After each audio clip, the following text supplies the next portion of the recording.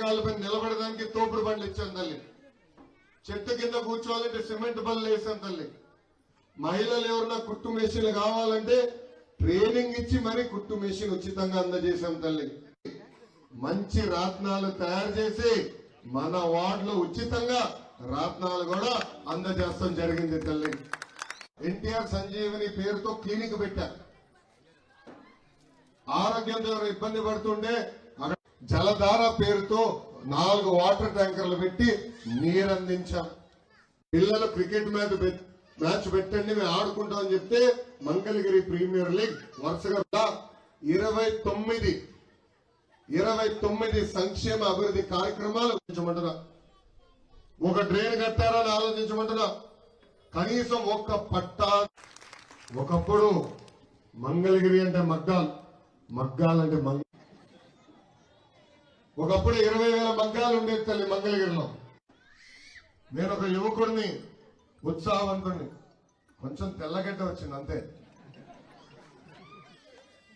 కానీ పని చేయాలని తపంతో వచ్చాను తల్లి, కసితో వచ్చాను తల్లి, మన సమస్యలన్నీ పరిష్కరించాల లక్ష్యంతో వచ్చాను తల్లి.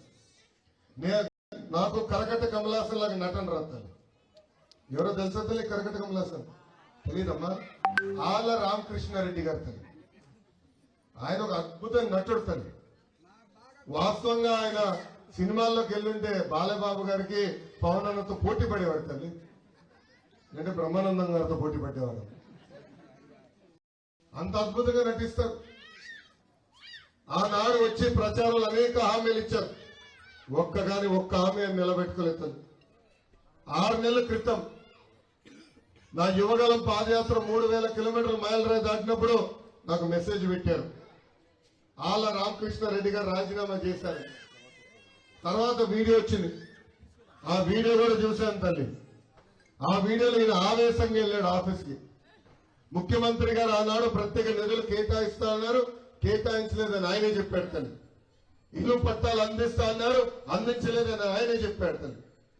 ఏకంగా 1200 కోట్ల రూపాయలు కాదు కదా, 12 కోట్ల రూపాయలు కూడా అభివృద్ధి కార్యక్రమాలు నేను చేయలేకపోయానని చెప్పిన వ్యక్తి ఆళ్ళ రామకృష్ణారెడ్డి గారు తల్లి. కానీ 2 నెలల తర్వాత ఏమైందో నాకు తెలియదు. ఎవరికి ఏం ముడుపులు అందనే నాకు తెలియదు తల్లి. ఇప్పుడు మళ్ళీ బయటకు వచ్చాడు తల్లి. చెల్లమని తోడుకుంటూ వస్తున్నాడు తల్లి.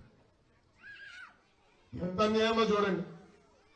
ఆయన చెప్పిన ఇది మారలా, ఎవరిని ఆదుకోలా. ఏకంగా ఈ రోజు మన పైన కక్ష పెట్టుకున్నాడు తల్లి. మంగళగిరి పట్టణంలో నాకు మెజారిటీ ఇచ్చిందని ఇక్కడ ఎవరైతే వీవర్స్ ఉన్నారో, మాస్టర్ వీవర్స్ ఉన్నారో వాళ్ళపైన ఏకంగా జీఎస్టీ రేట్లు చేపించారు.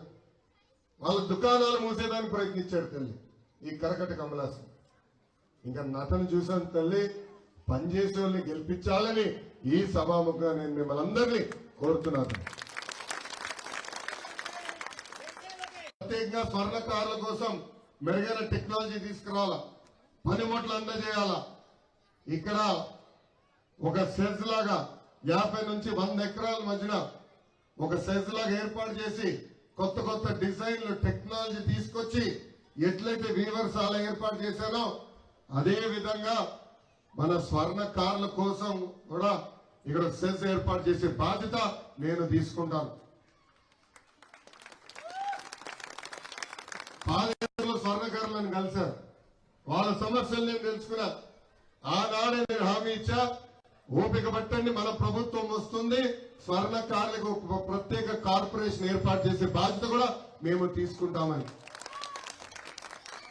మళ్ళీ కరకట్ట కమలాసన్ తెలుసుకున్న తర్వాత నటన మొదలుపెట్టారు.